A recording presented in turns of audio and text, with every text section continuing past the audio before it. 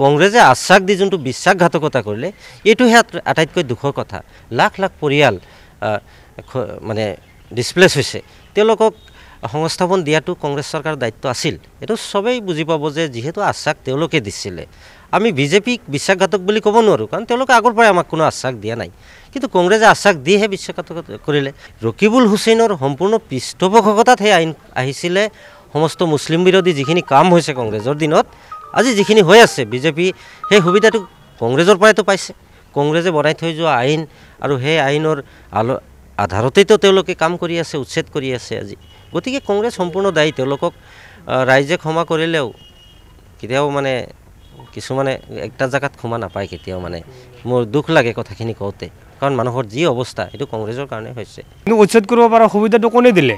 ৰকিবুল হুছেইন ডাঙৰীয়া তেখেতে যেতিয়া পাৱাৰত আছিলে, যেতিয়া মিনিষ্টাৰ আছিলে, যিহেতু তেওঁ বন বিভাগৰ মন্ত্ৰী আছিলে, কিন্তু দিয়া নাই। তেওঁবিলাক মানে চিন্তা কৰা নাই, জাষ্ট নিজৰ তেওঁৰ স্বাৰ্থৰ কাৰণে, নিজৰ ৰাজনৈতিক লাভালাভৰ কাৰণে তেওঁ ৰাজনীতিহে কৰিছে। মুছলমান মানুহক লৈ তেওঁ খেলাহে কৰিছে, আৰু সেইটো খেলাৰ কাৰণে আজি মুছলমান মানুহৰ যি বিপদত পৰিছে, এইটো সম্পূৰ্ণৰূপে দায়ী একমাত্ৰ ৰকিবুল হুছেইন ডাঙৰীয়াই হয়। বিজেপি চৰকাৰে উচ্ছেদ কৰি আছে, কিন্তু সুযোগটো কৰি দিছে ৰকিবুল হুছেইন নিজেই। আৰু এতিয়া চাওক, গোৱালপাৰাৰ সোণাপুৰত উচ্ছেদ হ'ল, পাইকানত হ'ল, বিভিন্ন জেগাত উচ্ছেদ হ'ল, কিন্তু ৰকিবুল হুছেইন ডাঙৰীয়া এতিয়া খবৰ ল'বলৈ আহিবলৈও সাহস পোৱা নাই। তেখেতে জানে যে আমি পাব্লিকৰ ৰোষত পৰাৰ সম্ভাৱনা আছে। গতিকে ৰকিবুল হুছেইন ডাঙৰীয়া, মই ক'ব বিচাৰোঁ যে অসমৰ সংখ্যালঘু নেতৃত্বসকলৰ ভিতৰত আটাইতকৈ সংখ্যালঘুৰ ক্ষতি কৰা মন্ত্ৰী আছিল। আমাৰ মিয়া মুছলমানৰ প্ৰধান শত্ৰু হৈছে কংগ্ৰেছ। কিয়নো আপোনালোকে জানে যে বিগত 15 বছৰ কংগ্ৰেছ চৰকাৰ আছিল।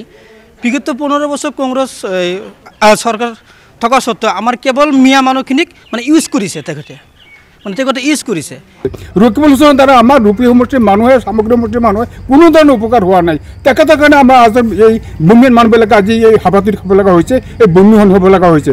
এইটো কংগ্ৰেছৰ দুখ, গোটেইখিনি কংগ্ৰেছে ইমান বছৰ যদি পাৰ্টা দিব পৰা নাই, আজি বিজেপি চৰকাৰে আহি পেলাই লগে লগে কিলোমিটাৰ মানুহক পঠাই দি আছে। কংগ্ৰেছে কিয় দিব নোৱাৰিলে? কণ্টেক গ্লাছৰ নিচিনা মিয়াবিলাক ভাবে যে যেতিয়া দৰকাৰ পৰিব তেতিয়া গ্লাছটো মই চাকাম, আকৌ পেলাই দিম, আকৌ দৰকাৰ পৰিব আকৌ চাকাম, এনেকুৱা কৰিছে।